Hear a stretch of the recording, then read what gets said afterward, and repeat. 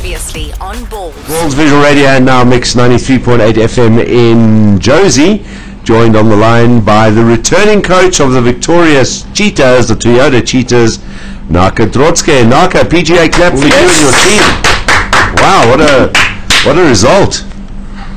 Yeah, thanks, Darren. It's a lot of confidence for the players after this tour. We were under a lot of pressure after the first two games, especially after losing the first one with 40 points against the Chiefs. So quite relieved to be back with 3 wins. You got this week the Rebels. Yes. Yeah, we've got the Rebels this weekend in Bloemfontein. You should have actually asked if they could rather you could stay there and let them fly over and then make it 4 in a row, which would have been a first for a South African team. We're playing better away from home than England, so yeah. I'm a bit worried about that one. Yeah, well, but you're not far off there, Naka, because you know what happens, when these teams take a pounding like they did against the Sharks. The worst thing for a coach has probably got to be to try and keep your oaks up for it and have the intensity, because you see so many times teams kind of just take their foot off the pedal slightly, the other team bounces back and you get a shock result.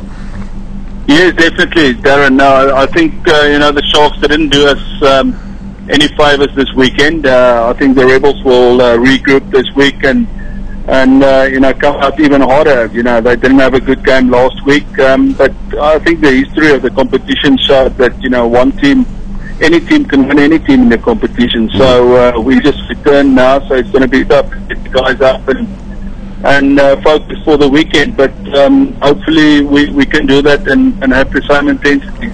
What was the key to your 3 victories on the road? I mean, I would find very few people, if you had gone to them and said the Cheetahs will win 3 games on their tour, all 3 games on their tour over there, that would have agreed. Everyone is just so pleasantly surprised. I mean, what do you put it down to? Yeah, it's tough to say what exactly, Darren. We always knew we had a tough start playing against the finalists of last year, the Sharks and then the Chiefs away. So it was quite tough, but we just focus on our strengths and the way we want to play. We worked a lot on getting intensity back on attack, and luckily, the first 15-20 minutes against the Highlanders, things worked out for us, and we had a couple of tries, and the confidence was back. So after the Highlanders game, we knew going to Australia that the Waratahs also struggled a little bit, and so were the Force. So the confidence was back, and we managed to win those 2.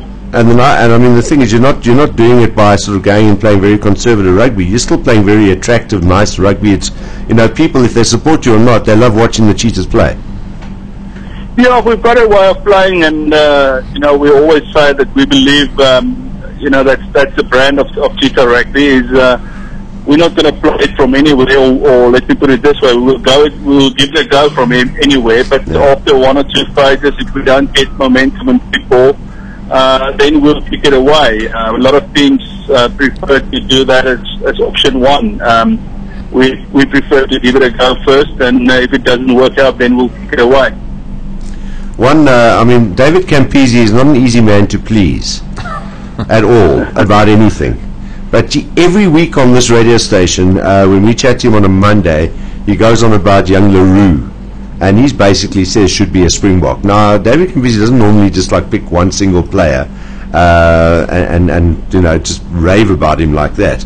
So, if anything, you guys have impressed him with 1 or 2 of your players. Yes, Darren, I agree with David. I think, Billy is a really special player.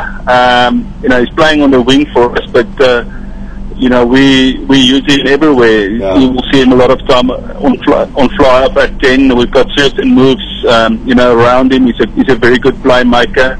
He's got skill. He can kick. So I agree. I think he's a special player, and in my opinion, he definitely has, all the talent to become a Springbok. And is the key thing still being able to, for you as a coach, being able to sort of hold on to those players? Because every year you give teams that come to Bloemfontein or wherever you play them And they're almost like, think, we should beat the Cheetahs, and then they come away and they've got themselves a big surprise again. So, you guys are there or thereabouts every year. Either you leave it a bit late, but then you start marching up the log. And the key thing is always that, at the end of the season, people are sort of almost trying to help themselves to your players. And maybe finances have got something to do with that. But, is that a frustrating part of it for you? Or do you feel that you've got a few years now to actually take what you've got here and build a side that can go and win this competition? This year you guys can go and do that the way you're playing at the moment.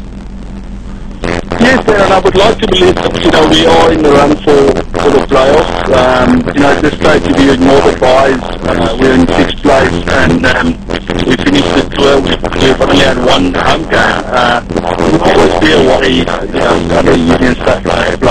In the last 3 that we've managed to out of top 5 players in the region, and I think that's going to playoff for us now. We've got a little bit of continuity.